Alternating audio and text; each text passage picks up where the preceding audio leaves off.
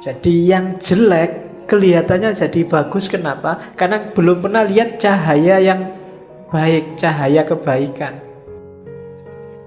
Jadi renungi segala peristiwa dan temukan hikmahnya. Ini bernilai lebih dari 1000 tahun ibadah.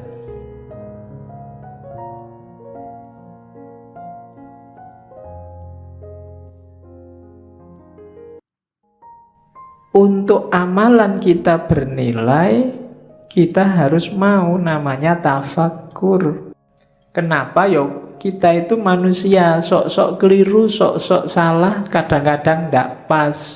Biar pas apa? Yo sering-sering kita renungi perbuatan kita sendiri. Tadi aku ngaji ngapain ya? Niatnya apa, yang dilakukan apa? Di kampus tadi ngapain aja ya seharian? Padahal aku punya tugas apa, atau cuma ngobrol aja di kampus berjam-jam. Kemudian itu namanya tafakkur. Kalau malam sempatkan untuk tafakkur, katanya Syekh Abdul Qadir Jailani. Orang yang tidak pernah tafakkur itu tidak akan naik level. Kamu diceramai tiap hari, itu tidak ada gunanya kalau isinya ceramah tidak nyambung sama hidupmu sehari-hari. Untuk bisa nyambung apa? Tafakkur. Tafakkur itu kayak sistem itu mencocokkan kompatibilitasnya biar nyambung. Untuk hidupmu, misalnya tadi nasihatnya Syekh Abdul Qadir Jailani, jangan amal untuk pamer. Itu kan kamu nyocokkan sama hidupmu. Kira-kira selama ini aku pernah pamer enggak ya? Pamer di mana ya? Motifnya memang pamer atau sebenarnya itu bukan pamer? Itu cuma tahadus bin nikmah. Wah, misalnya kamu kan sering begitu, menceritakan kenikmatan, atau itu cuma alibi aja, janjinya ya pamer. Atau loh, itu namanya tafakkur. Kamu mikir dirimu sendiri, peduli amat orang komentar apa, tapi sebenarnya itu. Nah, itu tafakkur namanya. Dan orang berilmu yang suka tafakkur ini kan nilainya di banyak hadis disebut lebih tinggi daripada ibadah. Di situ kalau di Syekh Abdul Qadir Jailani ada 3 jenis tafakkur. Yang pertama apa? Merenungi sesuatu dan mencari sebabnya, mencari bagian-bagiannya sampai kemudian ketemu Allah. Aku bisa begini itu karena siapa ya? Ada peristiwa itu ditelusuri asal usulnya. Ya sih, semuanya memang skenarionya Allah. Tafakkur yang semacam ini kayak ibadah 1 tahun, katanya Syekh Abdul Qadir Jailani. Yang kedua, merenungi perbuatannya, terus mencari akarnya. Dayaku dari mana, apa saja yang aku lakukan, cocok apa enggak sama kehendaknya Allah, dan seterusnya.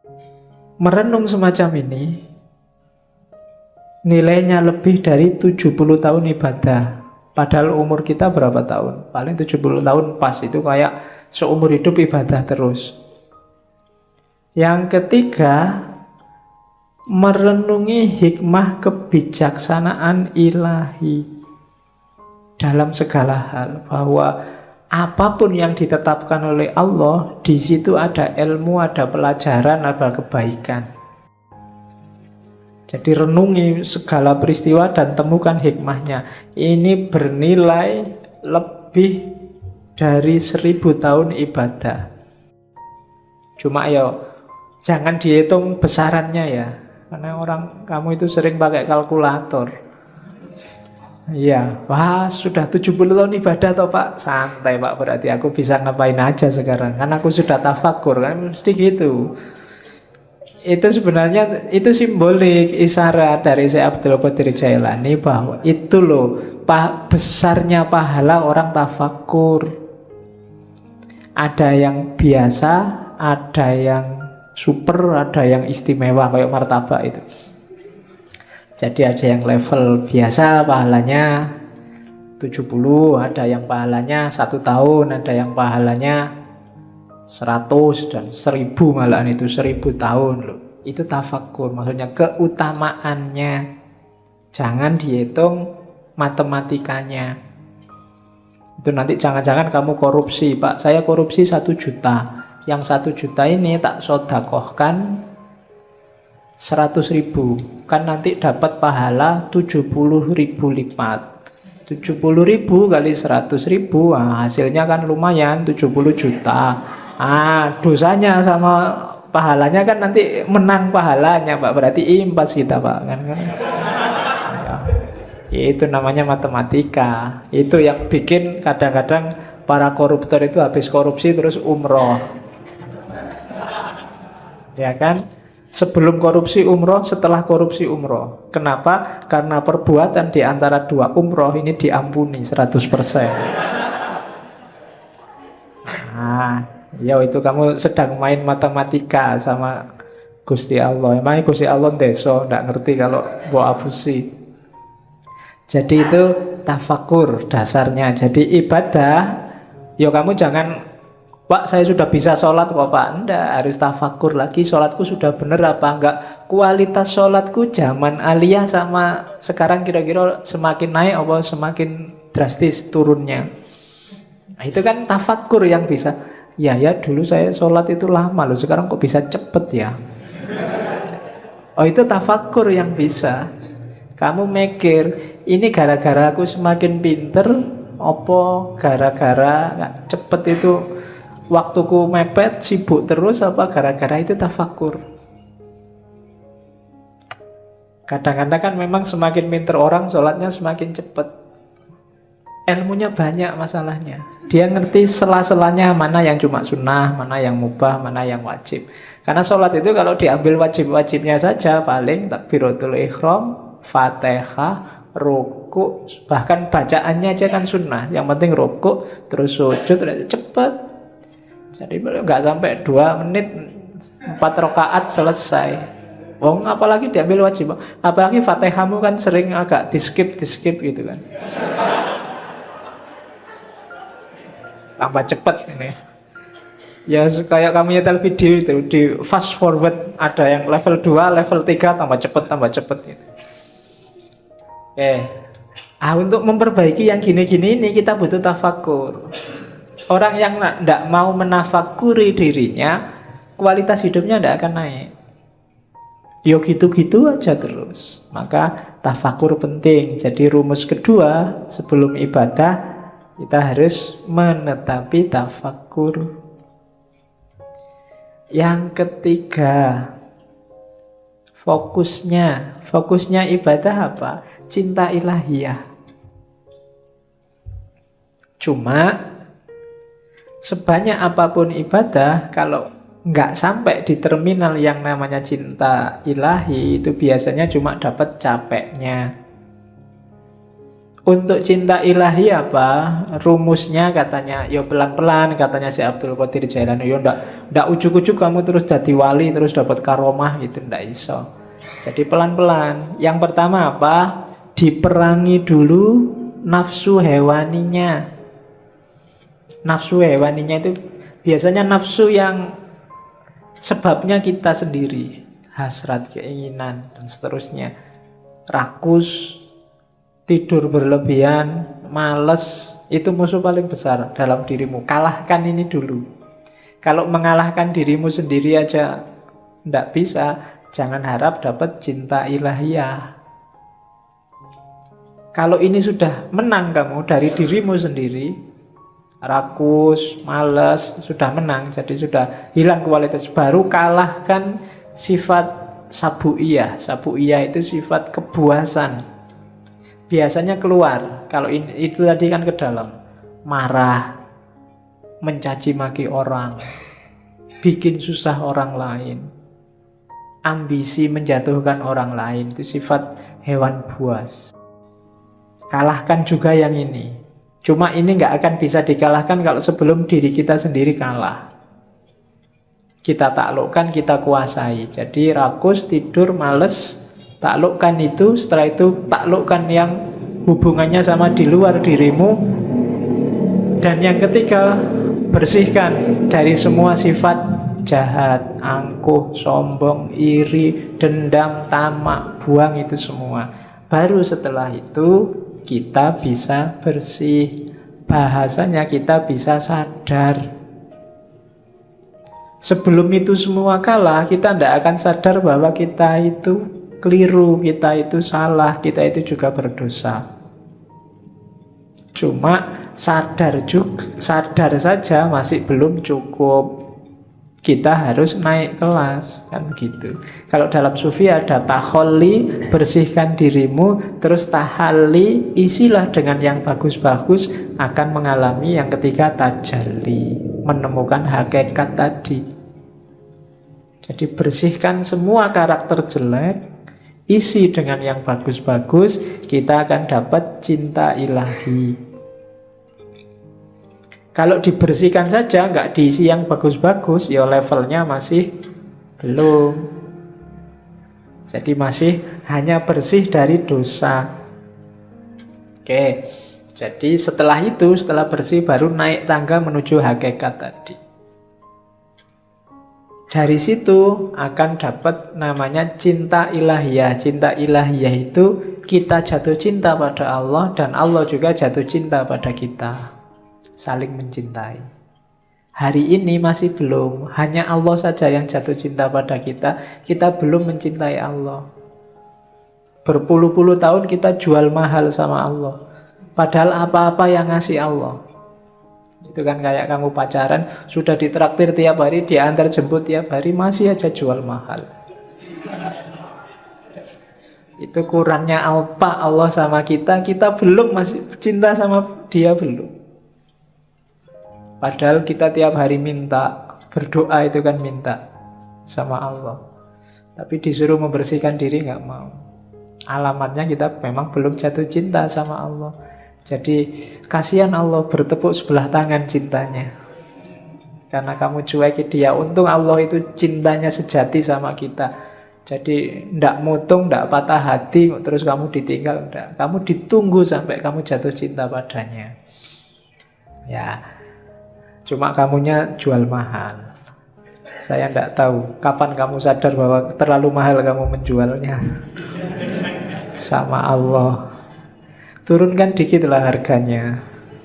Oke, ya kan?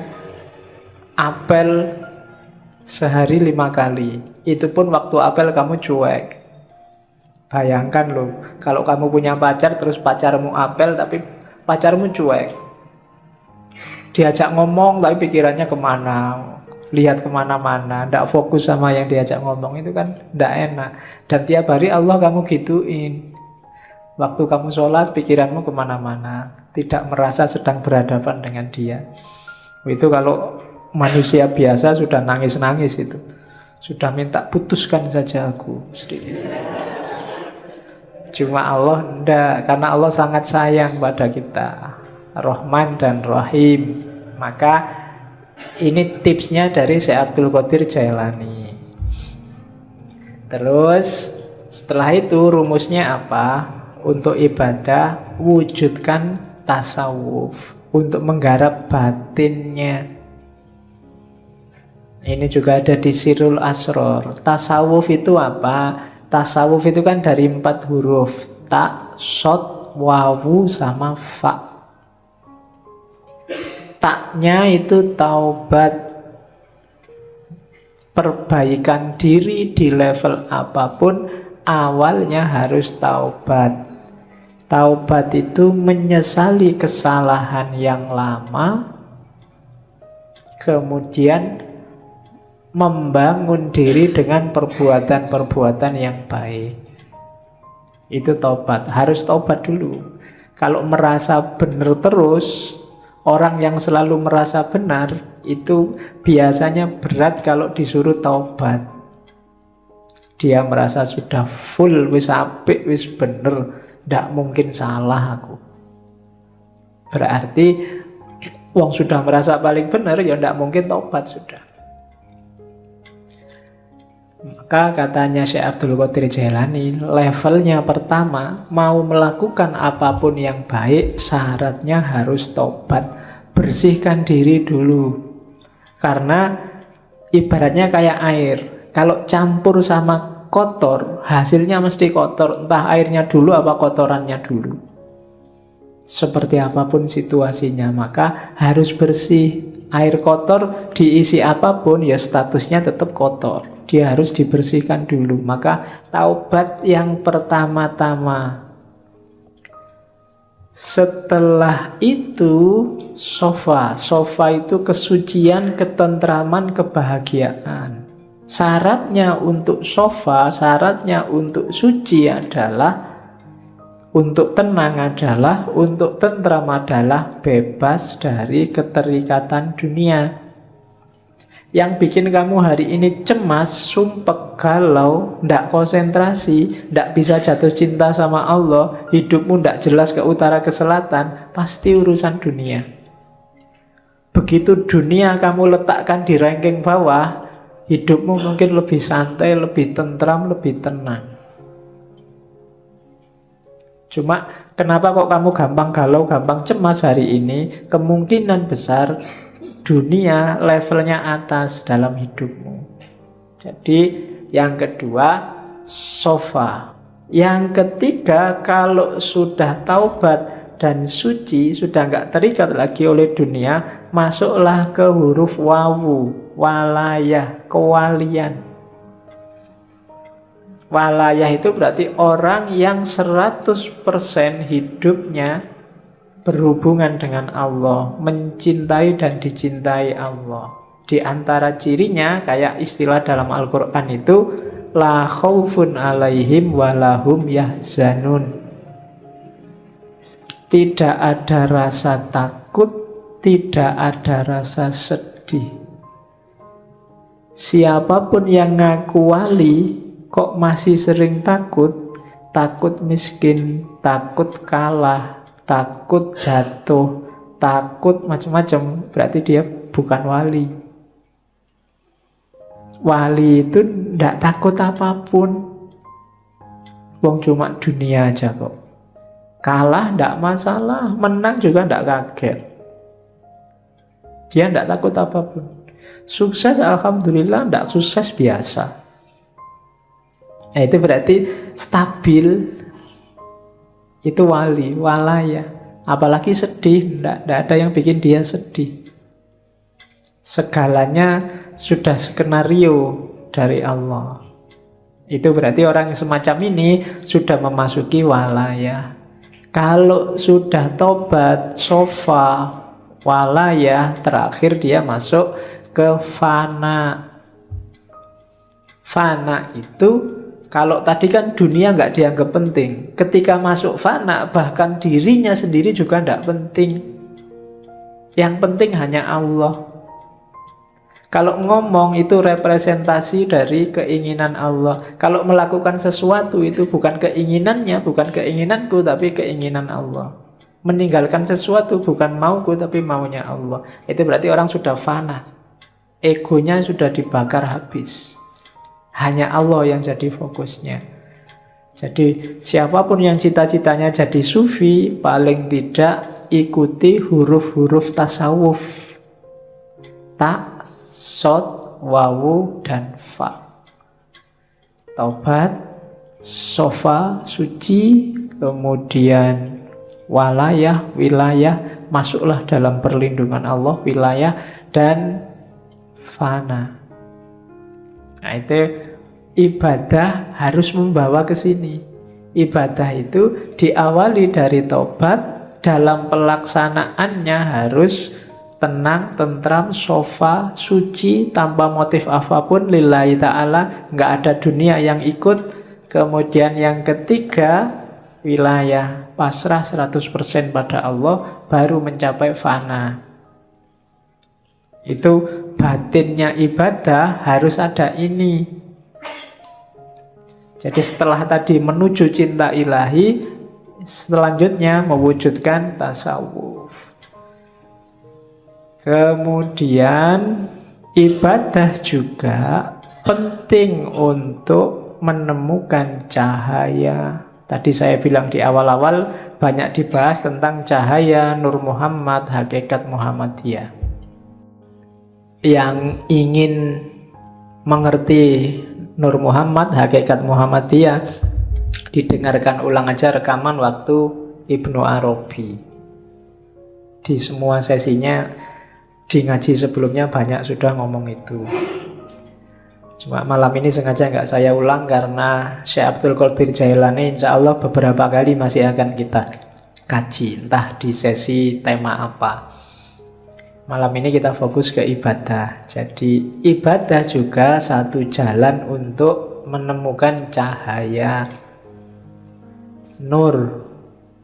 Ya cahaya primordial, cahaya sejati kan yang Nur Muhammad sama hakikat Muhammadiyah. Ya meskipun NU nggak usah nyari hakikat Nahdlatul Ulama. Urusannya beda. Jadi katanya Syekh Abdul Qadir Jailani, ibadahmu itu membawa manfaat maksimum. Ibadahmu akan sejati apabila bisa memantulkan cahaya ilahi. Untuk bisa ke sana, hatinya, jiwanya harus bersih.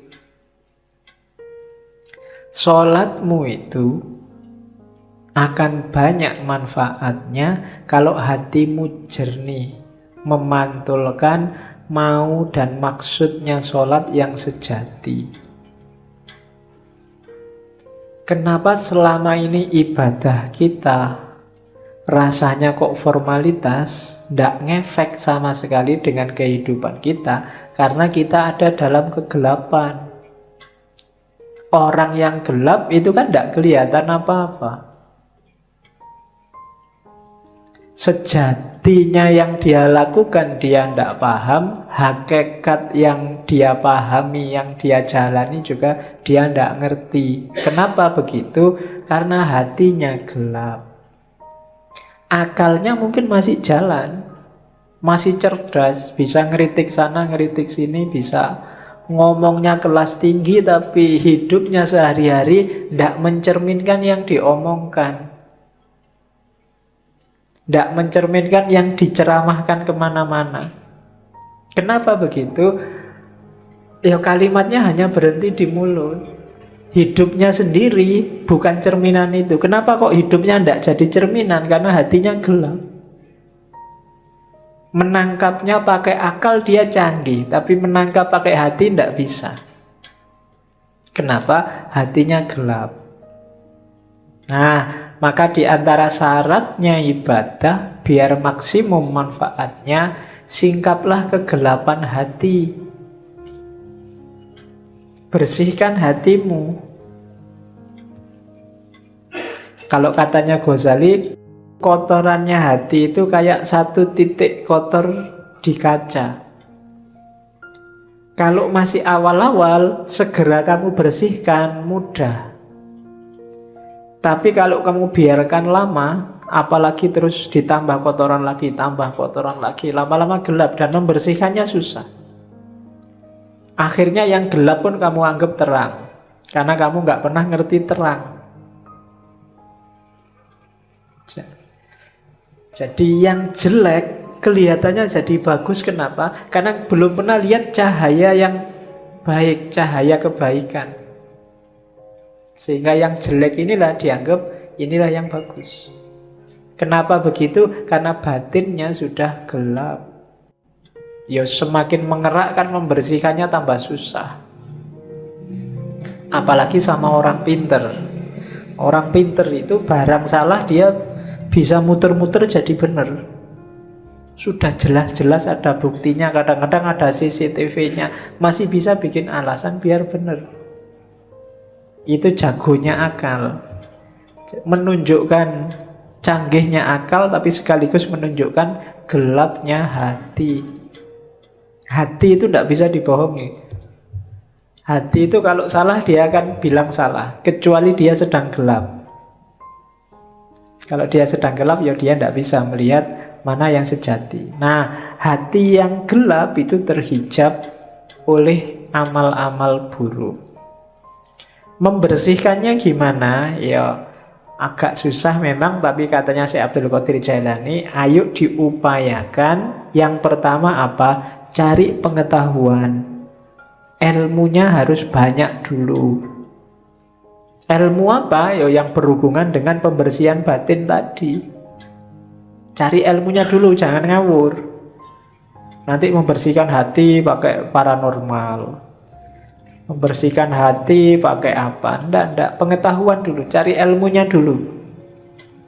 Kalau sudah dapat ilmu, diamalkan ilmunya dengan usaha, dengan keberanian. Tidak ada gunanya ilmunya numpuk, ngaji sampai sesi 140 sekian, tapi tidak ada satupun yang diamalkan. Hidupmu tidak naik-naik kualitasnya. Ada pengetahuan, amalkan. Setelah itu, gunakan ilmumu untuk menaklukkan egomu. Tadi, menaklukkan dirimu. Dirimu harus ada di bawah kendali hati yang jernih, yang bercahaya. Akalmu jadikan pendukungnya. Akal ini bisa dibawa ke utara, bisa dibawa ke selatan. Akal ini pasukan yang paling kuat. Kalau kamu pakai mendukung kebaikan, ya dia kuat. Kamu pakai mendukung kejahatan, dia kuat juga. Anggota DPR itu orang pinter-pinter semua. Dan akalnya bisa kompak untuk mendukung sesuatu yang jane ya wis kelihatan keliru. Tapi bisa dibikin argumen macam-macam seolah-olah benar. Itu akal. Sebentar lagi mungkin perang Korea sama Amerika. Banyak yang tidak setuju perang. Antara yang setuju perang dan yang tidak setuju perang punya argumen semua, masuk akal semua. Itu akal. Kemarin waktu pilkada Jakarta, yang pro Ahok pakai akalnya juga, yang anti Ahok pakai akalnya juga. Itu akal. Maka akal itu tergantung dia dibawa kemana. Yang bisa menemukan yang sejati itu hati, kolbu. Cuma kolbu yang bisa menangkap cahaya. Karena dia tidak mencari keluar, tapi memantulkan yang di dalam. Hanya saja syaratnya dia harus dalam kondisi jernih. Untuk menjernihkan prosesnya pengetahuan, kemudian diamalkan. Untuk selanjutnya kuasai dirimu biar nggak dikuasai oleh egomu. Nah ini rumusnya. Ini kalau diceramahkan gampang. Enteng dong, cuma ngomong aja kan enak. Menjalankannya yang berat. Dan gak usah dianggap saya ngomong kayak gini terus, wah Pak Faiz berarti sudah gitu. Lambemu. Ya, kalau ngomong gini ini rumusnya kan tetap usikum wa nafsi. Yo ngandani diriku sendiri juga. Oke, kalau saya sudah bisa gini aku tadi wali, nggak mau ngaji di sini. Oke, terus kalau sudah jadi wali, tema ngajinya nggak mungkin lagi ketemu Karl Marx, nggak mungkin lagi ketemu Nietzsche. Terus, nah, godaannya sekarang, ini yang paling menarik, godaan. Orang yang berilmu, bukan ilmu agama ya, ilmu lahir, itu biasanya godaannya adalah alam materi, dunia. Orang yang ilmunya level syariat, itu godaannya keduniaan biasanya. Istrinya nambah, atau kekayaannya double, atau ngaji pakai tarif, atau macam-macam. Ini godaannya orang berilmu yang ilmunya masih syariah. Syariah ilmu ya, bukan syariah fakultas. Jadi syariat ilmu lahiriah tadi itu biasanya digoda oleh materi. Kalau orang levelnya di atasnya dikit, menyebutnya ahlul hikmah, orang pinter, godaannya adalah alam malakut. Alam malakut ini alam rohani, nikmatnya ilmu, nikmatnya yang gitu-gitu biasanya sering menjebak. yang ruhania. Kalau orang setengah jalan sufi itu kan juga masuk orang bijaksana. Itu biasanya godaannya karomahnya. Bisa apa dikit sudah bangga, sudah sombong. Baru ngerti dikit, baru ngaji 1-2 kali ngerti apa-apa merasa wis pointer. Nah, itu godaannya orang bijak. Jadi biasanya tergoda oleh alam malakut, dunia abstrak, dunia metafisik. Kalau ada orang lain, itu orang levelnya masih materi, ilmunya masih ilmu duniawi. Ilmuku loh ilmu akhirat, ilmuku ilmu metafisik, filsafat kelas tinggi dan seterusnya. Itu godaannya orang pinter. Godaannya ahli hakikat itu sifat-sifat ilahiyah, membanggakan dirinya sendiri. Aku kok bisa kayak gini ya. Berarti ini rasanya ekstase itu. Orang lain belum ngalami, aku sudah ngalami. Itu godaannya sudah. Terjatuh dalam kesombongan, kebanggaan diri. Sama jatuhnya juga pada egonya. Jadi yang satu digoda oleh materi, yang satu digoda oleh metafisik, alam malakut, dan yang satu digoda oleh sifat-sifat ketuhanan, sifat ilahi. Jadi orang baik terus kagum. Kok bisa ya aku sedermawan ini? Itu penyakit sudah.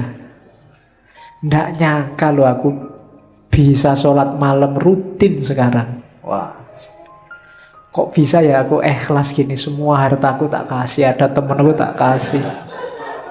Loh, itu penyakit. Itu godaannya para salik. Siapa saja yang merasa puas pada salah satunya, saat itu juga dia mandek. Mandek itu apa? Ya berhenti di situ dia.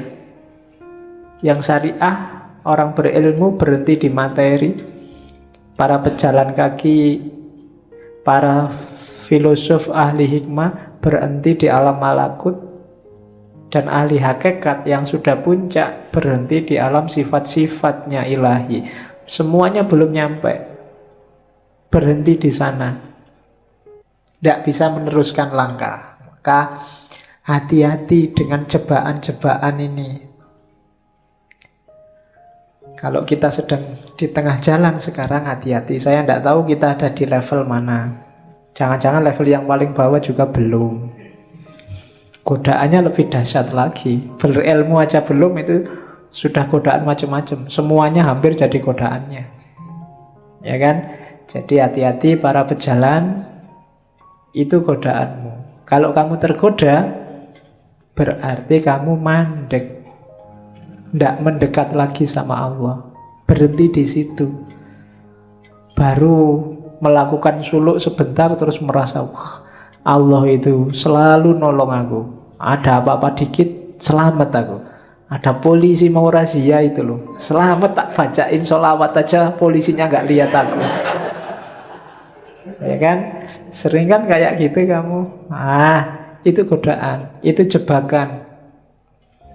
Biasanya orang yang sudah merasa, wah Allah itu berarti masih sayang padaku, jadi aku selamat terus, berarti dia mandek. Bandingkan dengan orang belum. Saya ragu-ragu ini, Allah sayang bener apa enggak ya padaku. Jangan-jangan aku selamat dari polisi ini ujian. Wong aku itu jelas-jelas salah loh. Kok sama Allah dibiarin gak ada hukuman, gak dicegat polisi. Nah, itu orang yang waspada. Ya biarkan toh ketangkep polisi, paling bayar. Bayar itu kan punya uang. Kalau gak punya uang kan ya sudah, paling sidang. Sidang kan juga ada hukuman. Hukuman kan ya tergantung. Wong orang bayar itu kan kalau punya uang. Kalau tidak punya uang kan ya sudah, nggak bisa bayar. Oke, paling utang. Nanti di penjara Pak. Makan gratis lumayan. Oke, itu godaannya para pejalan. Terus, nah, jadi ini godaan yang besar biasanya. Banyak orang terjebak juga di sini. Berlindung di balik takdir. Sudah takdirnya Pak. Mbok sampean itu sekali-sekali lah sholat duha, sholat tahajud, nunggu hidayah Pak. Kalau Allah belum ngasih hidayah ya belum. Itu namanya berlindung di balik takdir. Wah ya memang waktunya Pak. Kok sampean nggak lulus-lulus Mas? Sudah semester 14. Ayo berarti takdirnya Pak. Nah itu berlindung di balik takdir. Katanya Syekh Abdul Qadir Jailani tidak boleh berlindung di balik takdir. Berlindung di balik takdir itu kan bahasa kasarnya mengkambing hitamkan Allah. Seolah-olah Allah pingin kamu nggak lulus-lulus. Seolah-olah Allah pingin kamu males sholat. Seolah-olah Allah pingin kamu kacau hidupmu. Itu namanya berlindung di balik takdir. Sama-sama dapat takdir jelek, katanya Syekh Abdul Qadir Jailani. Coba lihat bedanya antara iblis sama Adam. Yang satu dijadikan musuhnya manusia sampai hari kiamat, yang satu diturunkan derajatnya dari surga ke bumi. Kalau iblis, itu ceritanya Syekh Abdul Qadir Jailani, waktu ditanya kenapa sih kok nggak mau sujud pada Adam yang bikin Allah murka, katanya iblis, itu kan takdirnya Allah. Kalau saya sujud juga nanti Adam nggak jadi turun ke muka bumi, ceritanya beda nanti. Itu kan cuma drama misalnya. Nggak, jawaban ini nggak bikin Allah nggak berkenan. Beda sama Adam. Adam itu mungkin ya ngerti sudah skenarionya, dia wong jadi makhluk jailun fil ardi khalifah, berarti besok mau ke bumi. Tapi kan pakai skenario makan buah kulti segala, bahwa Adam salah sehingga diturunkan derajatnya. Tiap hari yang dilakukan Adam kan terus nangis dan tobat, sampai kabarnya sekian tahun baru diampuni oleh Allah. Itu kan doanya yang terkenal itu kan, Robbana dzolamna anfusana wa illam taghfir lana. Jadi ya Allah, aku menzolimi diriku sendiri. Jadi meskipun itu kan ya takdirnya Allah, tapi gara-gara aku tidak menuruti perintahmu, itu kan menzolimi diriku sendiri. Wa illam taghfir lana wa tarhamna lanakunanna minal khasirin. Kalau tidak engkau ampuni, tidak engkau rahmati, ya pasti aku rugi. Jadi kalau sama Adam, Allah jadinya sayang. Tapi kalau sama iblis, sama-sama skenario-nya Allah, Allah jadi murka. Iblis pakai alasan takdir. Maka jangan pakai alasan takdir. Jangan mengkambing hitamkan Allah. Wong padune kamu sendiri yang males. Padune kamu sendiri yang pengen seneng-seneng, gak mau susah. Tapi terus alasannya takdir. Oke, ini juga jebakan bagi ahli ibadah. Terus baru masuk ibadahnya sekarang. Sudah panjang ya. Lah namanya sak kitab. Yang pertama syahadat.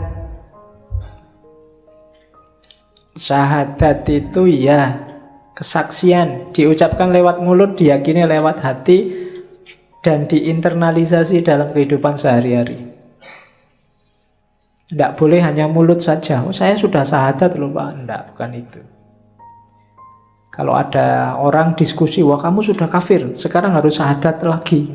Itu syahadat mulut itu namanya. Kafirnya juga mungkin hanya kafir di mulut. Tidak hakiki.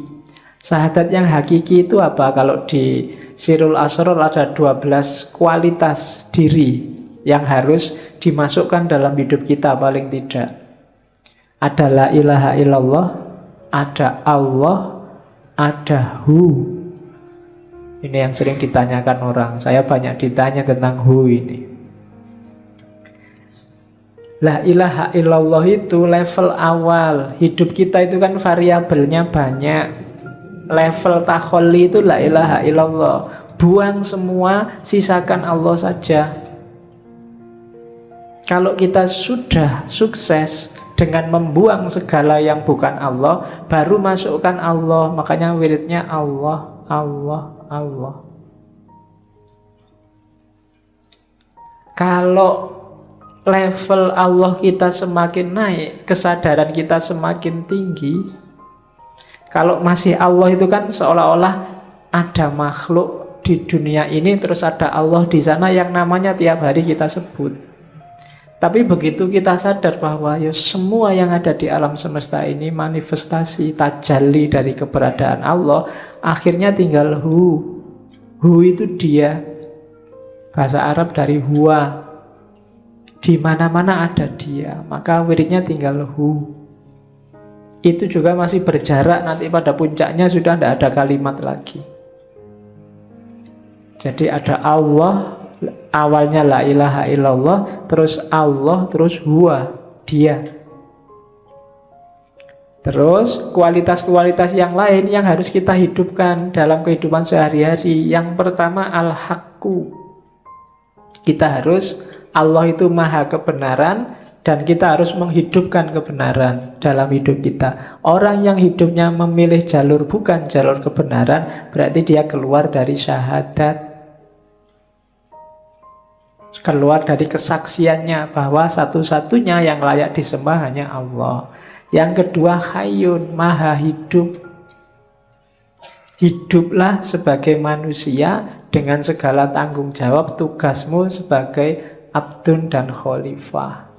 Qayyum, maha tegak, maha berdiri. Qahar, maha menaklukkan. Fattah, fattah itu pembuka. Wahhab, maha memberi. Ini kuat dalam hidup kita sehari-hari. Dasarilah dengan ini. Yakinlah bahwa apapun yang kita peroleh di dunia diberikan oleh Allah. Apapun masalah kita, Allah yang ngasih solusi. Ya Fattah. Apapun yang kita alami dan kita lakukan dalam hidup kita, itu Allah lah yang menentukan. Namanya Qahar. Dan apapun yang terjadi, Allah yang mewujudkan. Qayyum. Ini prinsip-prinsip yang kita jalani setiap hari. Kalau kita yakin ada orang lain yang bantu kita mewujudkan keinginan kita, bukan Allah, berarti menyalahi syahadat dan seterusnya. Dan yang tiga yang terakhir itu wahid, ahad, somad. Wahid itu yang nomor satu, ahad itu yang satu-satunya, tunggal. Kalau wahid dalam hidup kita, Allah harus nomor satu. Urusan apapun tidak boleh mengalahkan urusannya Allah. Itu berarti wahid. Kalau wahid nanti ada isnen, ada salasa. Nah, Allah harus selalu number wahid, selalu nomor satu. Ngaji apa jalan-jalan? Kira-kira yang lebih disukai Allah yang mana? Oh, lebih disukai ngaji, aku milih ngaji. Itu berarti wahid. Allah kita nomor satukan. Cari pacar dulu apa kuliah? Yang diridhoi Allah. Yang sunnah itu nyari istri, Pak. Jadi saya nyari pacar dulu. Allah lebih suka kita punya anak banyak misalnya. Pokoknya cari prinsip yang menomorsatukan Allah dalam hidup. Yang kedua ahad. Kalau ahad itu ya Allah lah satu-satunya. Selama ini kita mendefinisikan tauhid itu Allah yang ahad, ya, yang maha esa, yang tunggal. Cuma dalam prakteknya yang membuktikan bahwa kita yakin Allah ahad itu Allah yang wahid. Ketika Allah kita nomorsatukan dalam hidup kita. Buktinya apa bahwa Allah itu wahid? Allahus somad. Qul huwallahu ahad, Allahus somad. Buktinya Allah ahad itu Allah wahid. Buktinya Allah wahid, Allah somad. Allah satu-satunya tempat kita bergantung. Jadi satu-satunya tempat kita bersandar itu Allah. Itu baru kita syahadat beneran. Kita tidak menggantungkan diri pada ijazah, pada IP, pada gelar, pada uang, pada jabatan, pada pekerjaan. Allah saja tempat kita bersandar. Itu berarti Allahus somad. Mengucapkan syahadatnya gampang, cuma implikasi dan konsekuensinya panjang. Kalau sekedar asyhadu alla ilaha illallah wa asyhadu anna Muhammad Rasulullah saja gampang. Tapi dari situ kan konsekuensinya panjang. Jadi diucapkan lewat mulut, tapi juga diinternalisasi dalam hati, diwujudkan nanti dalam perbuatan. Wahid, ahad, somad, hayyun, qayyum, qahar, dan seterusnya. Itu yang syahadat. Terus bersuci, kalau ini simpel teorinya. Yang kita sucikan dua, lahir dan batin. Sebelum kita sholat ada bab namanya toharoh. Ingatlah kalau kita sedang wudhu toharoh, itu yang disucikan lahir. Sucikan juga batinmu. Siapa tahu masih najis, siapa tahu masih kotor. Konsep menyucikan diri paling simpel ya tadi, taubat terus ikhlas. Cuma prosesnya panjang. Kadang-kadang untuk penyucian batin orang butuh guru. Jangan disucikan sendiri pakai teori sendiri. Nanti kamu ngarang sendiri, Pak. Saya pokoknya ambil nafas 3 kali aja, Pak. Berarti sudah bersih semua kotor-kotor dalam diriku, itu ngarang berarti. Ada baiknya nyari guru yang kamu anggap ngerti gimana caranya membersihkan diri, menyucikan batin. Jadi selama ini kita hati-hati sekali biar zahir kita suci. Mau sholat, jangan-jangan celanaku ini kotor, kena najis, terus ganti sarung. Jangan-jangan kan kita sering begitu. Ya bagus, cuma pernah nggak kita khawatir, hati-hati dengan kesucian batin. Mau sholat dulu, batinku sudah suci belum ya? Jangan-jangan masih ada hasud, dengki, iri, cuek, dan seterusnya. Itu menyucikan batin. Jadi jalannya dua, taubat sama ikhlas. Makanya sholat itu ya diancang-ancang sebentar lah, jangan ujuk-ujuk.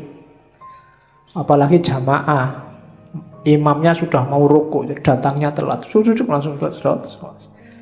Ya ambil nafas sebentar, konsentrasi, bersihkan. Kalau lahir kan sudah, bersihkan batinnya. Sadari bahwa ini sedang berhadapan dengan Allah loh. Ya tidak usah tegang. Tapi juga kalau bahasa agama itu kan sholat itu rumusnya 2, khudu' sama khusyuk. Khudu' itu aktivitas fisiknya, khusyuk itu aktivitas batinnya. Jadi khudu' itu tunjukkanlah bahwa ini sedang sholat, sedang berhadapan dengan Allah. Jangan bikin gerakan aneh-aneh, jangan mengucapkan yang aneh-aneh. Itu yang oleh para ahli fikih dirumuskan macam-macam. Ada yang tidak boleh gerak 3 kali, tidak boleh macam-macam, itu sudah. Itu dari para ahli fikih. Intinya apa? Fisiknya harus khudu', tunduk, menunjukkan sedang berhadapan dengan Allah. Ya mungkin logikanya kalau sudah gerak 3 kali berarti sudah nggak konsen sudah. Cuma ya nggak harus diartikan letter luck, nanti bingung. Kadang-kadang digigit nyamuk tek, terus kamu pun 1, 2, 3. Wih sudah 3. Bingung kamu ini. Ini saya balik ke sini 4, gagal sholatnya. Tapi kalau nggak balik gimana? Masa gini terus? Oh, itu namanya kaku. Ya khudu lah sementing. Ya gerak langsung gini kan nggak apa-apa. Asal geraknya nggak gini-gini dulu, apa gini-gini dulu. Ya. Ternyata tidak apa-apa, harus 3 gini-gini dulu ya enggak, itu namanya tidak khudu. Jadi asal khudu sama khusyuk. Oke, itu untuk penyucian. Nah ini yang unik. Minggu depan kita perdalam versi Jawanya. Sholat, ya nanti dijelaskan panjang tentang sholat 5 waktu ya. Dalilnya Syekh Abdul Qadir Jailani, sholat itu ada 2 jenis, sholat lahir sama sholat batin atau sholat kolbu. Dalilnya apa? Al-Baqarah 238. Hafidhu ala sholawati was sholatil wusto. Sholawati itu sholat 5 waktu itu. Kalau sholat wusto itu sholatnya kalbu. Kenapa disebut sholat wusto? Karena kalbu itu letaknya di tengah-tengah tubuh kita. Dan kalau kita sholat fisiknya, kalbunya harus sholat. Karena ada hadisnya Nabi itu, la sholata illa bihuduril kolbi. Ya meskipun dalam prakteknya susah, kita kadang sholat itu pikirannya melayang kemana, kolbunya juga ikut kemana. Nah, padahal nilainya sholat ketika kolbunya hadir. Dan sholat itu kan berhadapan sama Allah, namanya munajat. Munajat itu bahasa gaulnya curhat. Ketemu, curhat, ngobrol sama Allah. Dan pasti tidak lewat mulut. Curhat kita sama Allah itu pakai hati. Makanya ada wassolatul wusta dan ada sholat kolbu. Nah, dirumuskan oleh Syekh Abdul Qadir Jailani, kalau sholat wajib yang lahir itu cuma 5. Sholat kolbu inilah yang anytime, yang harus kita bawa. Tidak hanya waktu sholat, tapi di luar sholat. Kolbu kita yang tadi waktu sholat hadir juga harus sholat di luar waktu sholat. Sholatnya apa sih kolbu kita itu? Ini loh. Jadi sholat kolbu itu tidak ada waktunya, terus-terusan. Ini yang sholat tanha anil fasya wal mungkar, itu sholat kalbu. Biar sholatnya tidak fisik saja, dilakukan terus-terusan. Yo, simbolisnya masjidnya itu hati. Harus berjamaah. Berjamaah itu apa? Seluruh anggota tubuh, seluruh batin harus ikut. Kemudian imamnya apa? Ketundukan pada Allah. Kiblatnya apa? Yo Allah yang ada di mana-mana. Jadi kalau sholat wajib yang 5 waktu, simbolisnya sama semua ngadep kiblat. Tapi sholat kolbu ini karena di mana-mana ada Allah, ya segala aktivitas kita, saya ngaji ngadep ke timur, kamu ngadep ke barat, ada yang ngadep ke utara, ada yang ngadep ke selatan. Kalau ini dalam rangka tunduk pada perintahnya Allah, itulah sholat kolbu. Wajahnya Allah ada di mana-mana. Jadi hidup yang selalu mempertimbangkan apa keinginannya Allah, apa yang dimaui Allah. Itulah sholat kolbu. Prinsipnya apa? Katanya Syekh Abdul Qadir Jailani, iyyaka na'budu wa iyyaka nasta'in. Sehari-hari hidup kita bawalah iyyaka na'budu wa iyyaka nasta'in. Hanya padamu ya Allah aku tunduk, aku menyembah, dan hanya padamu aku minta tolong. Jadi meskipun keluar dari masjid, sudah selesai sholat wajibnya, kolbunya harus tetap sholat. Tetap iyyaka na'budu wa iyyaka nasta'in. Inilah nanti kualitas sholat yang bisa tanha anil fahsya wal mungkar. Jadi kalau kalian heran, Pak, ini ada orang sholat wajibnya rajin, tiap hari ke masjid, 5 waktu nggak pernah telat, tapi kok masih mau korupsi ya? Masih mau menyakiti orang lain ya? Kata-katanya masih menyakiti hati orang lain. Nah, itu yang sholat baru fisiknya, kalbunya belum sholat. Katanya si Abdul Qadir Jailani, ya harus sholat kolbu, tidak hanya di masjid, tapi setiap detik kehidupannya isinya adalah sholat. Itulah nanti yang disebut sholat batin. Zakat sekarang, namanya aja ibadah. Ada zakat batin. Zakat batin itu yang jelas menyucikan harta dan diri. Jadi zakat itu kalau istilah di kitab itu sedekah yang indah. Diingat-ingat kalau zakat jangan mikir balasan. Kalau sedekah jangan mikir balasan. Yang jelas mikir balasan itu menunjukkan tidak ikhlas. Saya sedekah sekian, tenang aja, nanti kembalinya. Itu berarti mikir balasan. Itu namanya sedang dagang sama Allah. Mana uangnya? Semua sini. Kita sedekahkan. Tunggu aja, besok akan kembali berkali-kali lipat. Nah, itu mikir kembalian. Apalagi kembalian yang lebih banyak daripada yang dibayarkan. Itu namanya dagang. Jadi rumus pertama orang zakat, jangan mikir kembalian. Terus rumus kedua apa? Zakat ini satu, termasuk sodako, satu jalan untuk menaklukkan ego. Orang itu biasanya sama miliknya itu melekat. Duekku, milikku, jangan sentuh milikku, hati-hati tak sikat kamu. Nah, itu kan orang biasanya gitu egoisnya. Motorku, habis dipinjam temenmu terus enak aja minjem, bannya gembos, bensin gak diganti. Itu kan ciri manusia kan gitu, melekat sama kepemilikannya. Perintah zakat, perintah sodako itu latihan membunuh egomu yang tadi melekat sama dunia itu loh. Latihan dipisah, itu antara lain lewat zakat. Dan jangan dikira kamu zakat, kamu sodako itu nolong orang. Berapa kekuatanmu untuk bisa nolong orang? Kalau Allah mau, orang itu bisa dibikin kaya semua. Enggak. Kalau Allah mau nolong, dan Allah pasti bisa nolong, orang miskin sudah ditolong semua. Itu urusannya bukan kamu yang nolong, itu ujian dari Allah. Melatih egomu, menunjukkan keikhlasanmu.